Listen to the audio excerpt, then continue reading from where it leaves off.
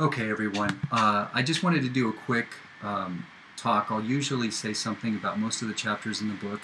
A lot of times there's things that I think are missing and we need to talk about, so we'll go over that. The fan in my computer seems to be going crazy, so you might hear a hum there. But I wanted to talk about a few things in the first three chapters that we went over. I'm going to try to make this as quick as I can. It's really hard to do these things, again, speaking to a computer, but I'm going to do my best to do it quickly and not ramble. So the first chapter talks about, the first thing it talks about is the distinction between politics and government. Politics, it says, is how society resolves social conflict, and government would be the people and institutions that make the rules and have the power to enforce those rules.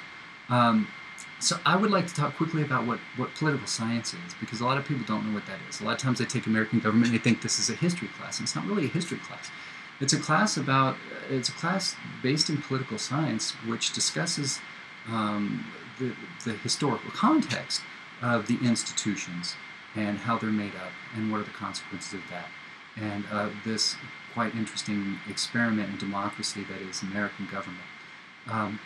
But political science is a study of what I like to call the important questions. And we'll get to those. I'll talk about those in a second. Aristotle said political science was the master science. In Greek, the word is architectonic, the word we get architect from, in the sense that politics was different and that it was a philosophical pursuit, but it was distinct from other philosophical pursuits in that it ended in action. And so political science determined what other sciences in society would be studied. And because of that, and because it answered the important questions, Aristotle called it the master science. So what are these important questions? Well, the important questions in political science are questions like, what is the nature of man? If you're going to set up a regime, a government, a state, if you're going to solve social conflict, if you're going to create institutions for social benevolence or welfare or social order, you have to have some kind of idea of what is the nature of man. Is man good? Is man bad? Is man's nature rational or irrational? These are very important questions. What is the good? What is the best regime? What is justice, virtue, truth? What is a citizen? What is the best citizen? Who should rule? Who should teach? And what should be taught? Which leads me quickly into a couple of different concepts. One is in political science, a lot of times, and it's not really studied so much today, it's very practical and it's statistically based, and they've tried to make it scientific in the sense that they've taken on behavioral models and different things like that. But for most of the history of political science, the normative approach was very important, and that was the study of what was the best. What's the best regime? What's the best person? What's the best citizen? And it was thought that if you could think of what was the best, when you think of Plato's Republic or St. Augustine's City of God, what is the best something can be, and then we should shoot for that. Which leads me to another concept. Because political science, and I'm very fascinated with the philosophical aspect of it, is philosophical, there's something that we need to talk about as class begins, and I'd like you to be thinking about through the class, because I think it'll have an impact on how you react to the class and what you learn. And one is that I'd like to introduce you, or maybe you know of epistemology. Epistemology is a branch of philosophy that basically deals with knowledge. How do we know things? The branch of philosophy that deals with how we know things is epistemology. And I'd like you to remember this.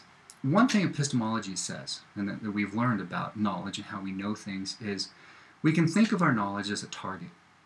And if you could think of a big bullseye target, and you could think of the outer ring. The outer ring would be opinion.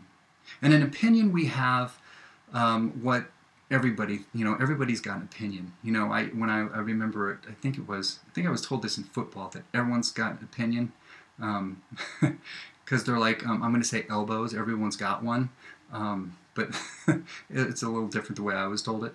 But the important thing to remember is that opinions don't necessarily need anything to back them up. Opinions are just that, they're opinions. They're not necessarily right or wrong. Well, they are right or wrong, but they aren't right or wrong based on the knowledge backing them up. That would be the outer ring. Now, the inner circles, as you go inside, and maybe the outside ring would be black and the next one would be white, that next ring would be something like maybe ideology. Ideology, and we'll talk about that later in this chapter, we'll talk about ideology real quick, is that they're actually philosophies that are packaged up and sold to the masses, and that's what ideology are. There's a little bit of thought behind them. There's something behind them, whether you agree with them or not. There's a little bit of thought behind them, and that's why they are what they are. And our opinions usually come from ideologies. Well, where do ideologies come from? Well, like I said, they usually come from schools of thought or philosophy. So that would be another circle inside of ideology. Religion, tradition, philosophy, schools of thought. These would be the inner circles of that bullseye. And at the center of that bullseye, that would be considered your worldview. Your worldview is shaped by what you think in terms of tradition, religion, and philosophy. And these shape ideologies, which shape opinions. Now, the reason I tell you this is because it's very important to know what these inside circles are, what the philosophies, ideas, and schools of thought are that lead to the ideologies and the opinions we have. Like I said, everyone's got opinions. Some of us know a little bit about ideology, but most of us don't know where they come from. We might know a little bit of our religion. We might know a little bit of the philosophy somehow. Maybe we took a class or we read somewhere. But it's amazing to me that we all have opinions that are based on ideologies most of us don't know about, that are based on philosophies that most of us don't know about. A lot of people think because I teach political science that I'm really, deeply involved in politics, and I'm involved in who's winning elections and who's not, which is, I try to stay up on. But really, for me, what it is what is it behind these people? What are they doing that makes them do what they do? And education is really more political science than being involved in the political field. So a political scientist is more apt to be involved as maybe a political advisor. A political scientist would be the person behind the elected official, telling them what to do, telling them, well, people think this way, so you need to do this, or, for whatever reason. So that's kind of my quick introduction to what is political science and how I'd like you to approach this class. I'd like you to question some of the things. Why do you have this opinion? And if you don't know the ideology behind your opinion, try to find out what it is. And if you don't know the philosophy or the school of thought or the religion or the tradition behind that, try to find out what it is. It's not that I want you to change your mind or change your opinion or change what you believe, but it's important to know what you believe. And unfortunately, we live in a society, and it's been this way for most of the history of the world. Very few people think about these things, but it is the people who think about these things. I mean, think about it. I'm bringing up Aristotle, who lived 2,500 years ago. And what he said and what he wrote affects us today. These people who think on these things affect other people. Aristotle's a great example. Aristotle, Socrates had a student named Plato. Plato had a student named Aristotle. And Aristotle was a mentor to Alexander the Great. So, these things have consequences. So what people think about things, and as we go into an election year and what's going on, it's important to remember we do things. Policy is based on what people think about things at a deep level. So I just want to talk about that real quick. Other things that the book talked about, I think it's important to distinguish between direct democracy and representative democracy. We'll talk about this more in Chapter 2 as through the Constitution and the Federalist Papers that came up with representative democracy. But I just want you to know the difference that direct democracy is each person having one vote and voting directly for the consequences, whether it be a plan of action or something. There is direct democracy. There are places where they have caucuses and people get together, and whoever is there votes, and whatever is the majority opinion there, that becomes the policy, that becomes the rule. So that would be direct democracy. The reason we have representative democracy is that obviously society has grown too large for every single person to get together and have one vote. It's impractical.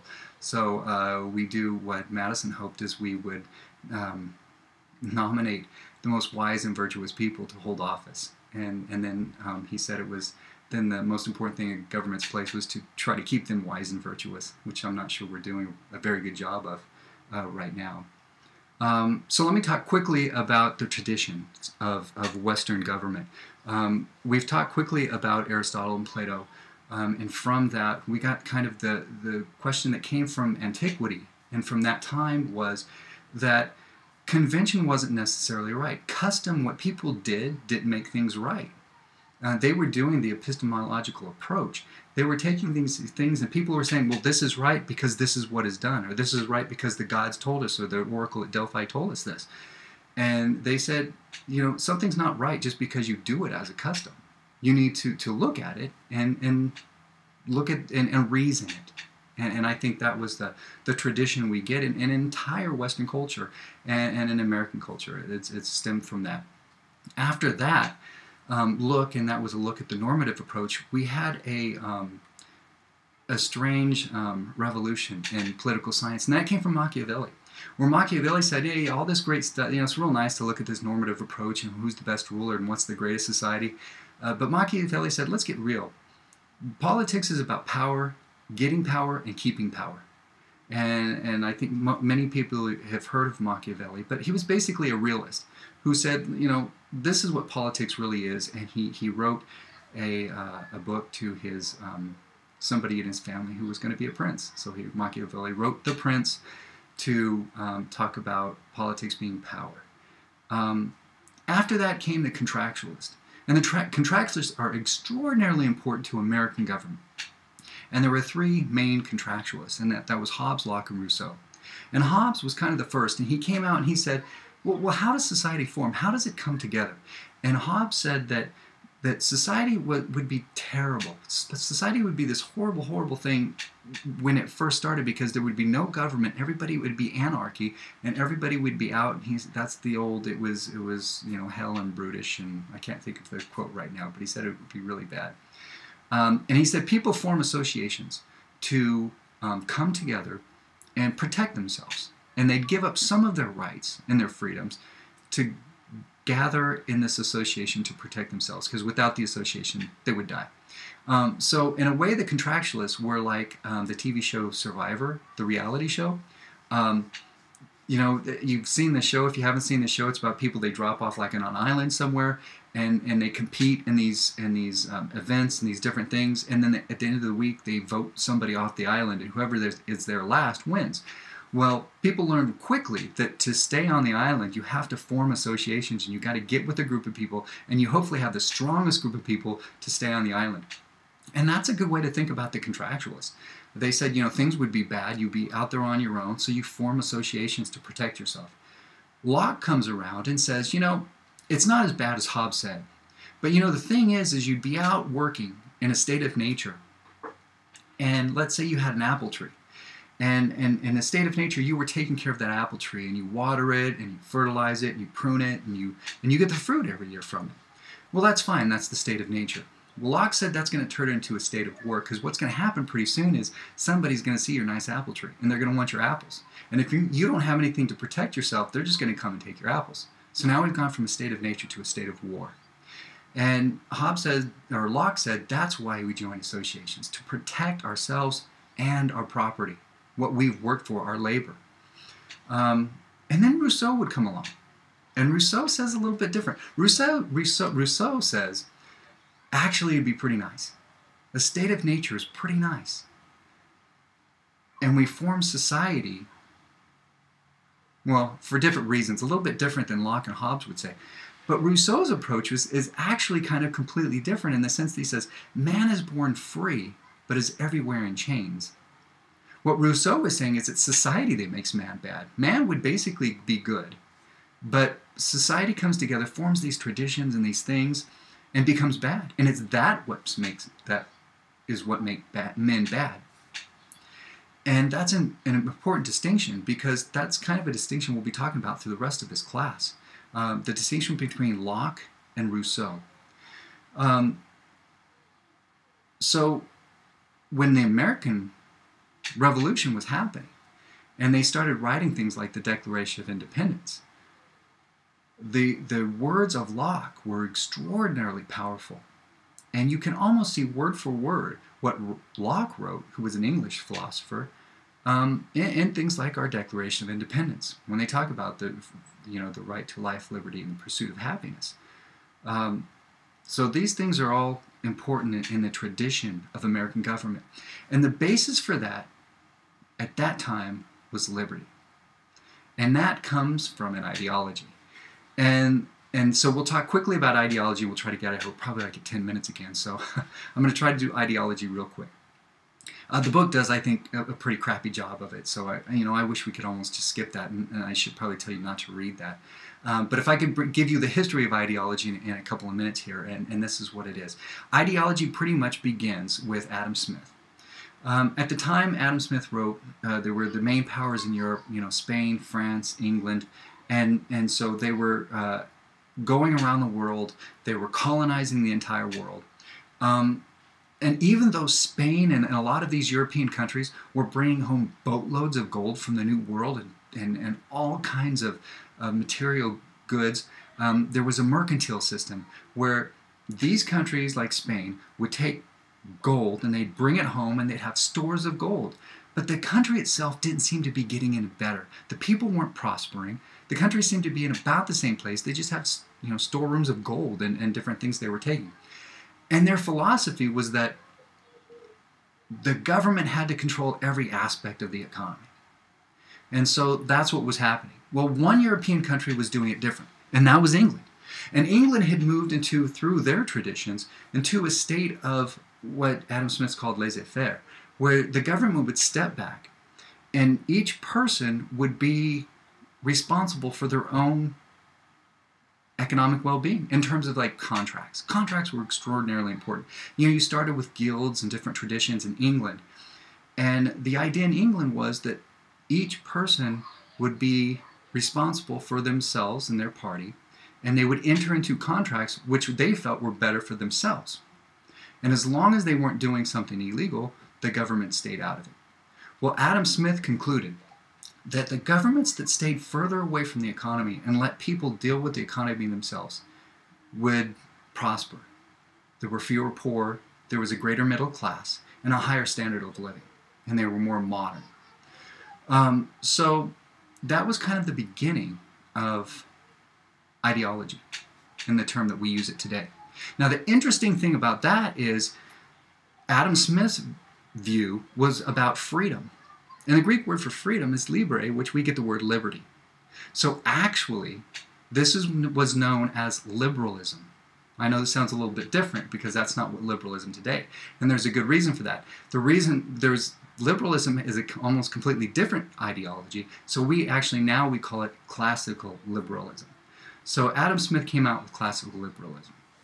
Well, that followed, and I might give you guys a reading on Edmund Burke because I think he had some great things to say about this at the time. But let me think about this. I know you guys are so busy with all your work as it is. But after Adam Smith comes, there's a lot of different ideologies that come. And Adam Smith writes that and would be considered to the right.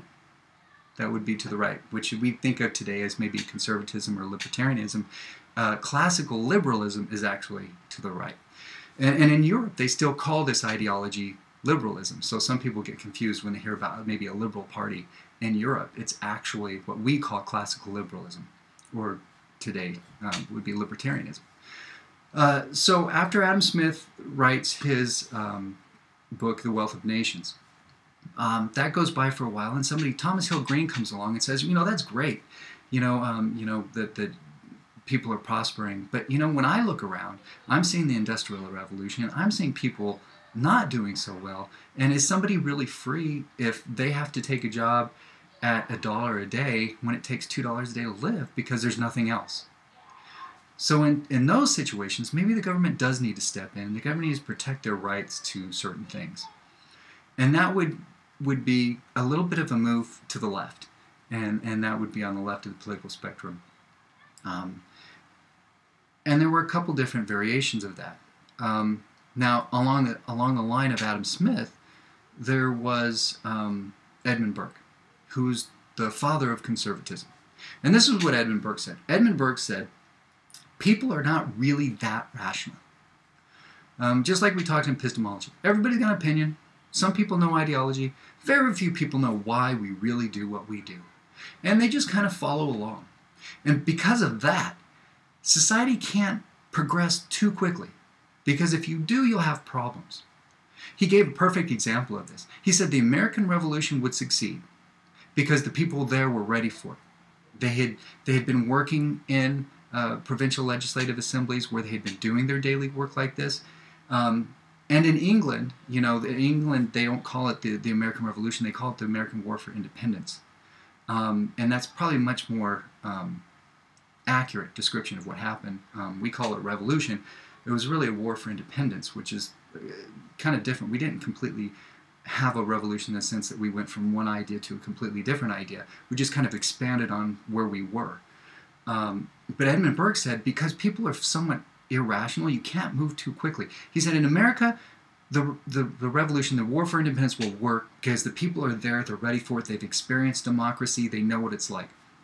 He said the French Revolution would not succeed, it would fail miserably. He predicted that the French Revolution, which was basically a copy of the American Revolution, they basically tried to copy what we did. They said, when Benjamin Franklin went to France, they told him, we're going to have a revolution just like yours, and it was based on the Enlightenment, and this was going to happen. And a lot of people think glowingly of the French Revolution. What a lot of people fail to realize is, shortly after that, they did do exactly what Edmund Burke said. They fell into a military dictatorship under Napoleon. And he said the reason this would happen was because the people in France were not used to democracy. They were not used to terms and concepts of freedom and equality that the people in the American colonies were kind of used to. And because of that, they did fail, and they did fail miserably at first. Sorry, you guys. I just looked down. I realized I've been talking for 20 minutes. I'm so sorry. These are not supposed to last that long. So let me finish up here, and we'll move on. And I'll practice something for chapters 2 and 3 to make sure they're a lot shorter than this. But I just want to talk. We were talking about ideology. We had Adam Smith, who begins ideology with his Wealth of Nations, that says that basically governments that step back from the economy help the economy because people know what their best interests are. And if you allow people to do what they want to do, they'll succeed, they'll be creative, they'll do a better job. Then you have somebody like Thomas Hill Green says, really what people need to do is that's good, but you also need government to come in and protect people who don't have the ability for help. That maybe he saw the Industrial Revolution and he saw that, people didn't really have a choice. It's not like not everyone was a merchant and they could go and make some contract. A lot of people were still peasants and they had no skills and they were dependent on, the factory that was down the street. And so they didn't really have a choice. So they were basically dependent on that factory for trying to survive. And in cases like that, the factory could take advantage of them, so government needed to step in and protect them. And at the same time, you also had, we talked about Edmund Burke, who kind of took along the line of Adam Smith that governments do need to step back and give people freedom. And there's a whole reason behind that. We could talk about libertarianism for a long time in terms of that. But Edmund Burke would say that, but you got to move a little bit slowly. You can progress, and everybody wants society to get better. No one thinks society is perfect. But Edmund Burke would say, just move forward slowly, because if you go too far, if you have revolution, if you change ideas drastically, and most of political science studies have shown this, if you look at revolutions, there's basically no revolutions that have ended well. Generally, they end bloody, and the country becomes worse than when it began. And again, Aristotle said this 2,500 years ago. He said, never overthrow a dictator because the next in line will be worse. We're seeing some of the results of that in the Arab Spring. Everybody I talked to thought it was so great that this was going on. And I, because of what I know of this stuff, I was very fearful for the people of North Africa and the Middle East, because these are people that have for centuries and millennia been under a certain rule, certain religion, certain places where they believe certain things, and now they're being asked to vote for their own leaders, which is an extraordinarily powerful thing, which not every society is ready for. And then you had the other side of the scale. So you had on the right side, you had Adam Smith and Edmund Burke. And then you have kind of Thomas Hill Green, who's kind of moving a little bit to the left. And then further to the left, you would have somebody like Marx. Marx and Frederick Engels comes along and says, you know, actually that's not true at all. Actually, politics and the economy is about class struggle, and you know it's politics. It's about struggle, and Marx would say it's the struggle between those who have property and those who don't. And so what you need to do is you need to abolish private property, and you need to have a central, well, this wouldn't be so much Marx, but in terms of socialism, you need to have a central body making the decisions and move away from this other view, because they thought this conservative or libertarian view was selfish. It was based on selfish, what's best for you, that's what you do, and you move forward with that. So they felt that government needed to step in, and that would make things better. And so that would be to the left. And then you would have different versions of that. You would have, Marx had a view of socialism. And just so we understand another time terminology, you know, in this country we call it communism a lot. We say the Soviet Union, the communist country, and they actually did call themselves communists, but that was philosophically that's not correct. It's socialism. Communism is the utopian ideal of socialism that is hopefully supposed to get there someday, but to jump to communism like most of the revolutions do is not the way it's supposed to happen. So it's really, the term correctly is socialism. And so you would have over on the left you had Marx, and then you would have, you know, maybe Lenin, who took a different organizational philosophy of socialism, and then you had Mao, and you had people like Tito who had different ideas of socialism over on the left side. And then somewhat to the left, but let's see, to understand this correctly. So socialism, basically Marx, Mao, Stalin, Lenin, Pol Pot, had these ideas that revolution had to be bloody, because they understood that when people change radically what you do, people don't just go along with it. It usually takes war, people die, and it gets really bloody. Well, then there became a certain branch that broke off from that socialist movement. It happened in Central Europe, in Germany, where they had what they called socialist democracy, where they said, you know, we want to move towards these things, towards a better welfare state, but we don't really believe we have to kill a bunch of people to get there. So that would be actually kind of where most European nations are today, when they'd be kind of in a socialist democracy state. So I hope that I'll try to put up a chart and draw this stuff out so it makes more sense. But that's kind of where we get, you know, the right with Adam Smith and Edmund Burke, and then the left with, you know, socialism and Marx and Mao and things like that. And obviously this is just the tip of the iceberg. There's a lot more to it. Today on, you know, the right side, you would have people like Milton Friedman, who would kind of write another treatise that was like Adam Smith's, and he said, hey, you know, he's still right. If you still look at the countries that have the fewest poor, the greatest middle class, and the highest standard of living, it's still these libertarians, these countries with freedom where governments stay away. And every government that has a lot of play in the economy, these are the poorest countries in the world. They have the fewest rights. So if you look at it in terms of that, that was kind of a furtherance of what happened on the right. And then, you know, on the left, you have, you know, what's going on in, you know, the European Union and what's going on in Europe right now with, you know, the struggle between kind of that Adam Smith and kind of a socialist democracy state. So that's kind of ideology. I just wanted to finish this real quick. And I will go and try to make 2 really short videos for chapters 2 and 3. Sorry these took so long. I'll try to make the next couple of videos 5 or 10 minutes. I'll see you soon.